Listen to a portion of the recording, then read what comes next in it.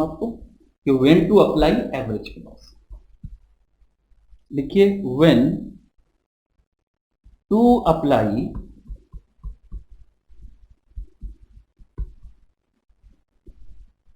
Average clause.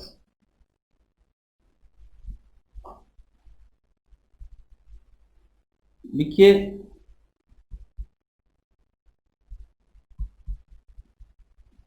Average clause is adopted by insurance company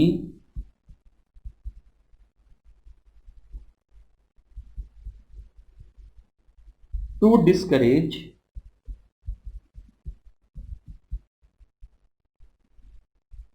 insured या trader to take under insurance.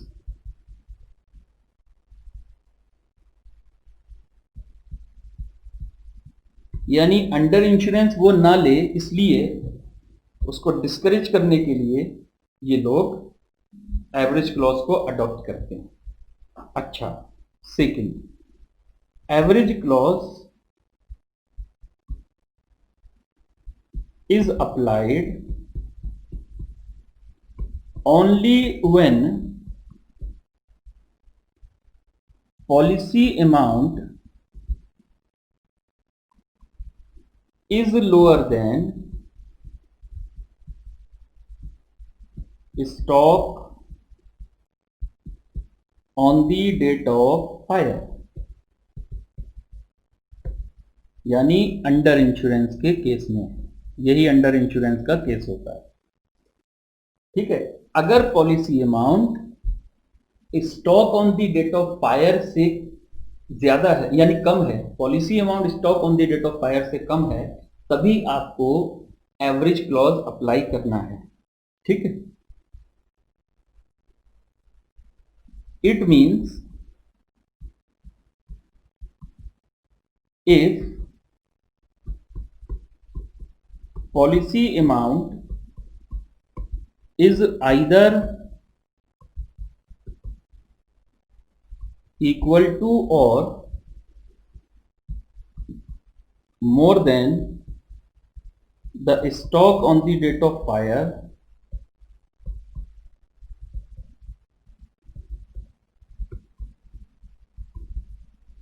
in this case average clause will not apply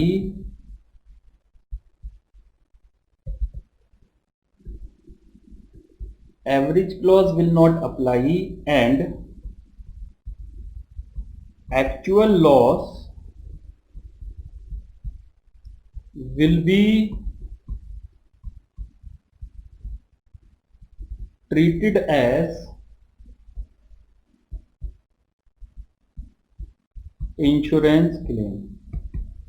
ठीक है, average clause is treated as insurance claim. अच्छा बेटा, जरा एक मैं और example लिखवाऊंगा, थोड़ा सा फुल फ्लेज एग्जांपल यहां पर मैं लिखवाना चाहता हूं। ठीक है, बाकी जो नोट्स हैं वो हम अभी बाद में लिखेंगे, ये एग्जांपल लिख लें, उसके बाद में फिर सारे नोट्स लिखेंगे। तो मैंने आपको बताया था फिक्स एसेट से रिलेटेड पॉइंट थे, वो सारी चीजें हम जरा बाद में लिखेंगे। ठीक है, पहले आइए एक एग्जाम्पल मैं आपको लिखवाता हूं।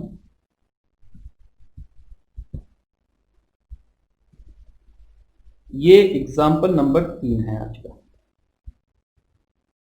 लिखिए a fire occurred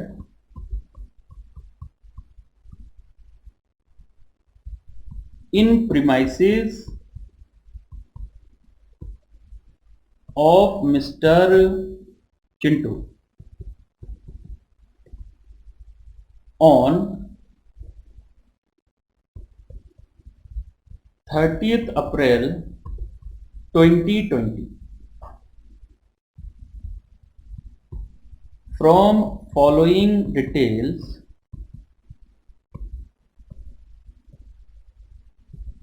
calculate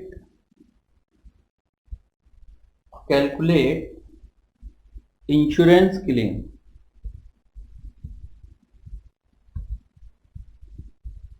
insurance claim देखिए सबसे पहले यहां लिखेंगे स्टॉक ऑन 1/1/2020,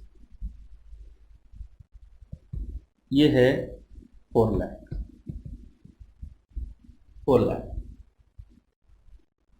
फिर यहां लिखेंगे परचेज फ्रॉम 1/1/20 टू 30/4/20, यानी डेट ऑफ हायर तक, ये है 10 लाख।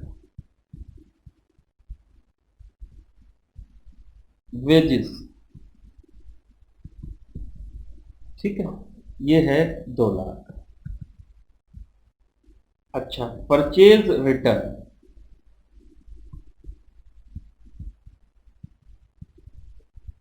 50,000। सेल्स, इसी पीरियड की सेल है,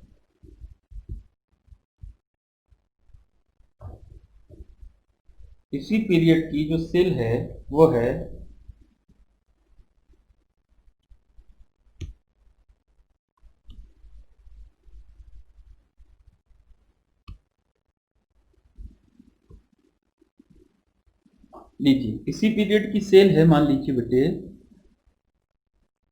9 लाख रुपए।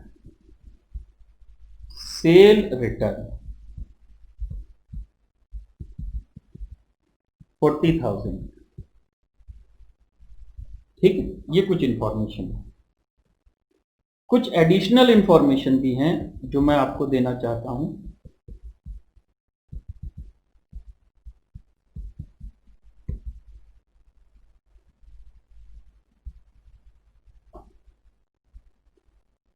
एडिशनल इंफॉर्मेशन, सबसे पहले purchase include purchase of machine ₹80,000। Number 2, wages includes wages paid for installation of machine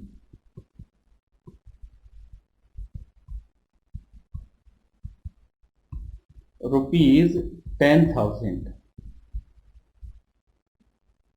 number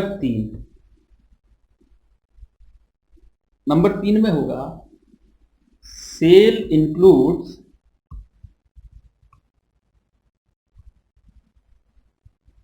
cell of investment ₹1 lakh. Book value है 1,20,000, यानी इन्वेस्टमेंट की बुक वैल्यू 120 थी और बेचा है 1 लाख में। Number 4, GP ratio was 20%। Number 5, policy value is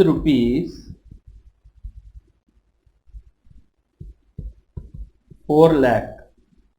number 6, salvage stock 1,50,000। 1,50,000, ये आपकी कुछ इंफॉर्मेशन है। और अब आपसे कहा जाता है कैलकुलेट इंश्योरेंस क्लेम।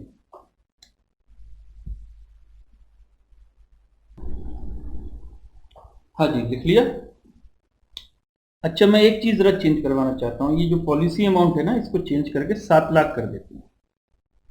थोड़ा कम दिख रहा है मुझे, 4 लाख, तो 7 लाख कर देते हैं। ठीक है। अच्छा, मैंने आपको कुछ स्टेप बताए थे। क्या स्टेप बताए थे? सबसे पहले आपको क्या फाइंड आउट करना है? सबसे पहले आपको फाइंड आउट करना है पॉलिसी वैल्यू। तो पॉलिसी वैल्यू कितनी है? आइए बेटा, पॉलिसी वैल्यू सॉल्यूशन में सबसे पहला काम आपको करना है पॉलिसी वैल्यू। लीजिए, पॉलिसी वैल्यू कितनी है? कुछ इंफॉर्मेशन इकट्ठी करनी है। वो पॉलिसी वैल्यू है 7 लाख। ठीक है।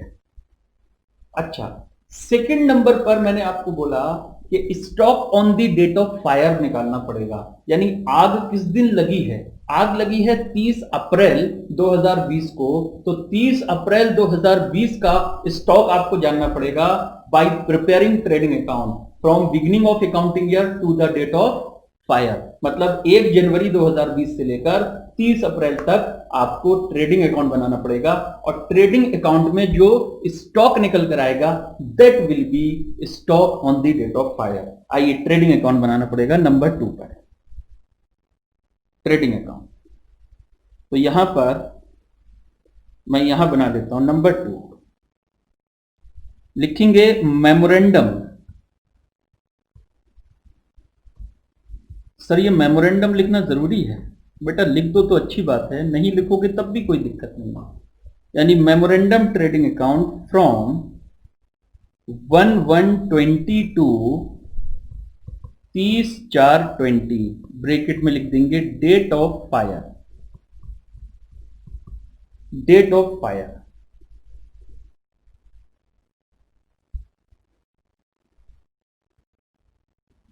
डेट ऑफ फायर,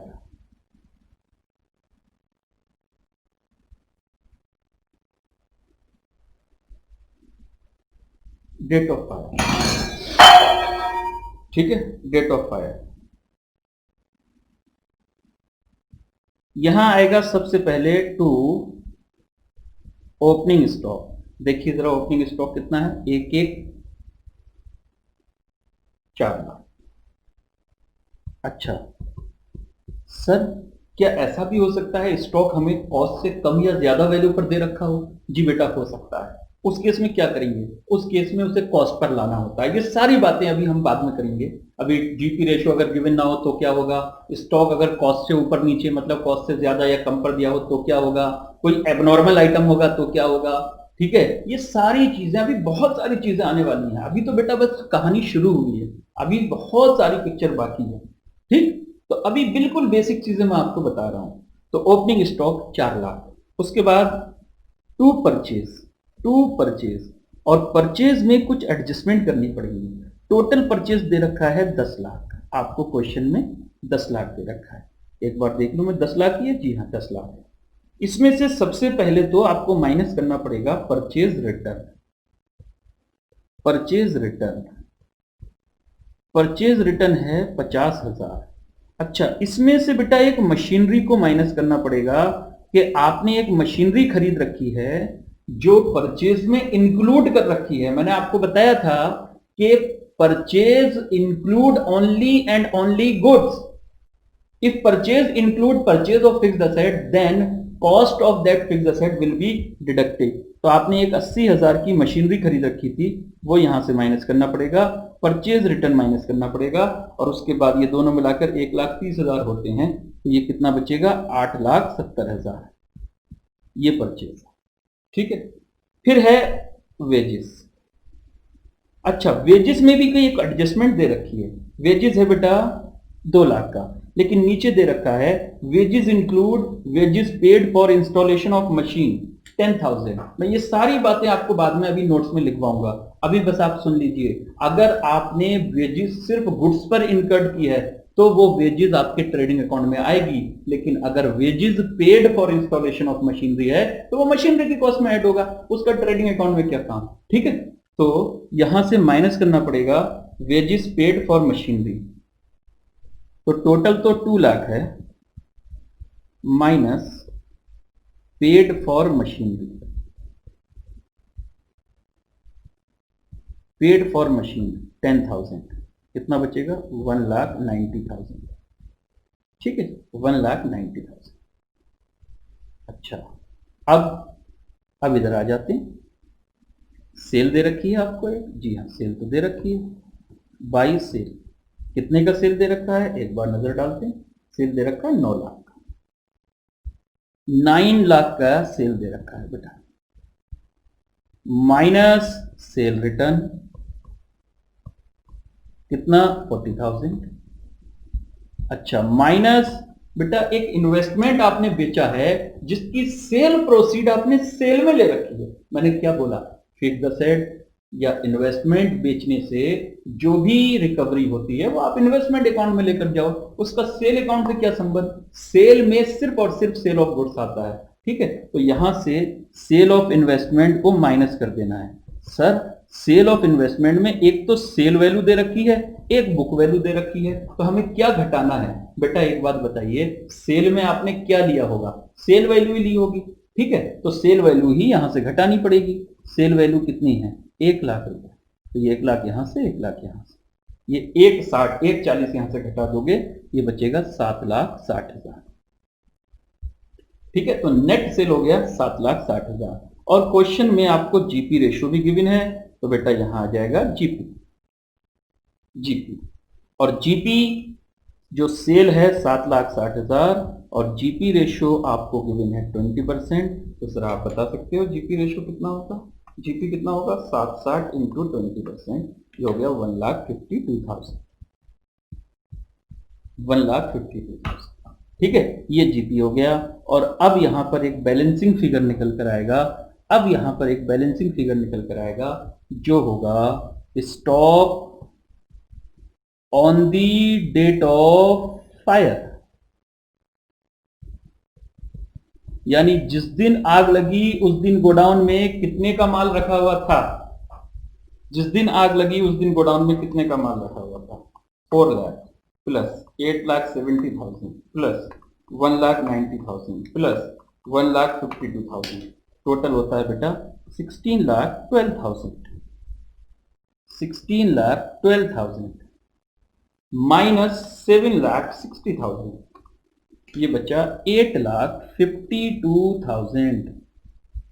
यानी जिस दिन आग लगी उस दिन गोडाउन के अंदर जो माल रखा हुआ था, जो गुड्स रखा हुआ था, that is 8,52,000। This is your average stock जो आपके गोडाउन में होता है। इसका मतलब आपको इतने अमाउंट का पॉलिसी लेना चाहिए था। सर आपको चेक करना पड़ेगा कि इतने का पॉलिसी लिया है या नहीं। नहीं, आपने पॉलिसी सिर्फ 7 लाख का लिया है। गोडाउन में माल है 852 का, आपने पॉलिसी लिया है 7 लाख का। क्या ये अंडर इंश्योरेंस है? जी हाँ, ये अंडर इंश्योरेंस है। क्या इसमें एवरेज क्लॉज लगेगा? जी हाँ बेटा, इसमें एवरेज क्लॉज लगेगा। एवरेज क्लॉज लगेगा, यानी 852 का इंश्योरेंस करवाना चाहिए था। पॉलिसी लेनी चाहिए थी 8,52,000 की, आपने कितने की ली है, 7 लाख की।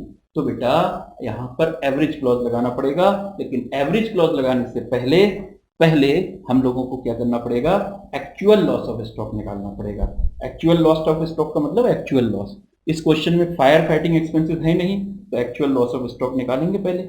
आइए तीसरा point, calculation of actual loss. सबसे पहले stock on the date of fire.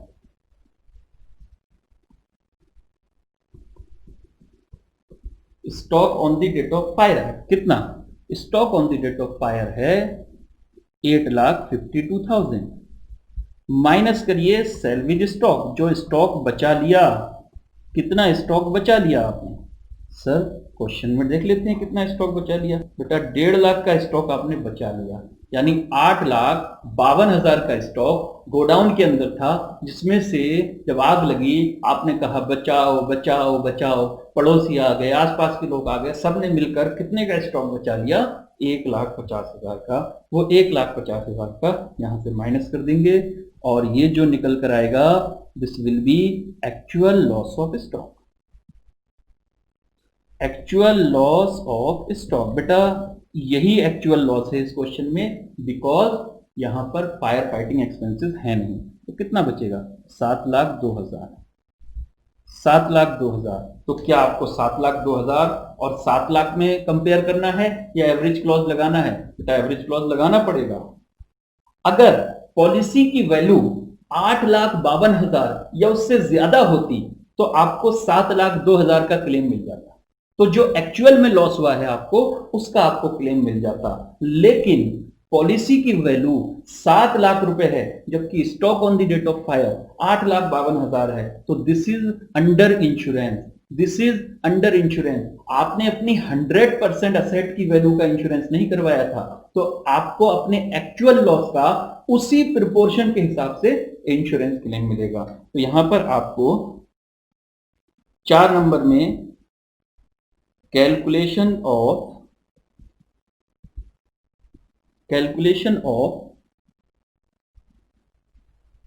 Insurance claim, ठीक है, ब्रैकेट में लिख देता हूं, by applying average clause. Sir question में तो कहीं लिखा हुआ है नहीं कि एवरेज क्लॉज आपको लगाना ही लगाना है। बेटा जब ना लिखा हो तो हमेशा लगाना, नहीं कब लगाना है, जब क्वेश्चन में हो कि क्वेश्चन एवरेज क्लॉज है ही नहीं, मतलब the claim is not subject to average clause. अगर ये लिखा हुआ है, in that case policy amount और actual loss whichever is lower वही आपका क्लेम होगा। जैसे मान लीजिए इस क्वेश्चन में कह देता कि पॉलिसी अमाउंट जो है वो मतलब इंश्योरेंस क्लेम जो है that is not subject to average clause, तो आप देखते भैया एक्चुअल लॉस 7,02,000 है, पॉलिसी अमाउंट 7 लाख है, तो 7 लाख का आपको क्लेम मिल जाता। अगर ये मान लीजिए 7 लाख से कम होता, 6,96,000 होता और पॉलिसी वैल्यू 7 लाख है, तो 696 का क्लेम मिल जाता। लेकिन अगर क्वेश्चन आपसे कुछ ना बोले या बोले कि एवरेज क्लॉज है, तो एवरेज क्लॉज आपको लगाना पड़ेगा। Insurance claim is equal to policy value divided by stock on the date of fire into actual loss। अच्छा, यहां पर पॉलिसी वैल्यू है 7 lakh, stock on the date of fire है 8,52,000 और एक्चुअल लॉस हुआ है 7,02,000। तो बता सकते हो इंश्योरेंस क्लेम कितना होगा? इंश्योरेंस क्लेम होगा 7 लाख डिवाइडेड बाई 8,52,000 इंटू 7,02,000, ये हो जाएगा 5,76,761। ठीक है, ये आपका राउंड ऑफ कर दिया मैंने, 56 पैसे है तो राउंड ऑफ कर दिया, 5,76,761 रुपए का आपको क्लेम मिलेगा। ठीक है, अगर इस क्वेश्चन में मैं यहां पर लिख देता हूं एग्जाम्पल नंबर 4, लिखिए assume in above example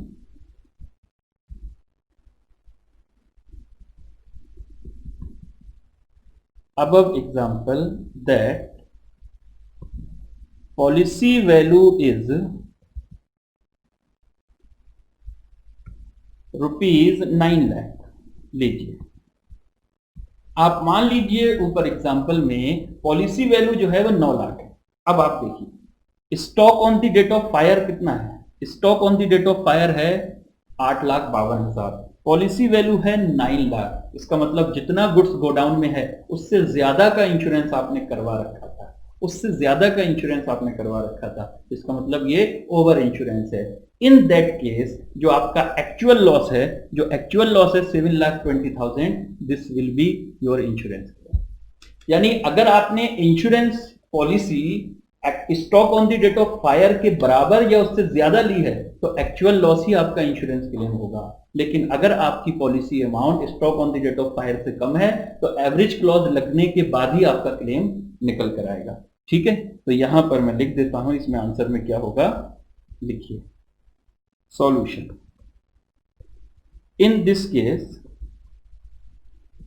average clause will not apply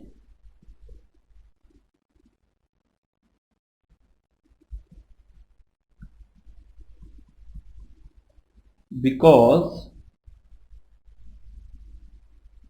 it is a case of over insurance।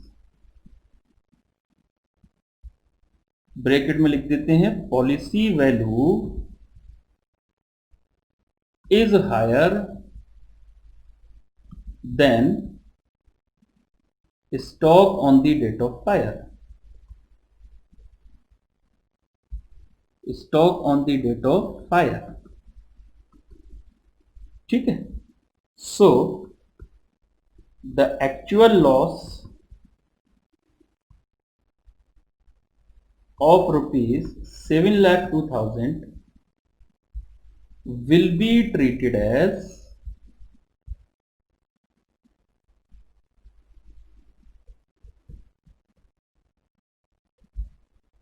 insurance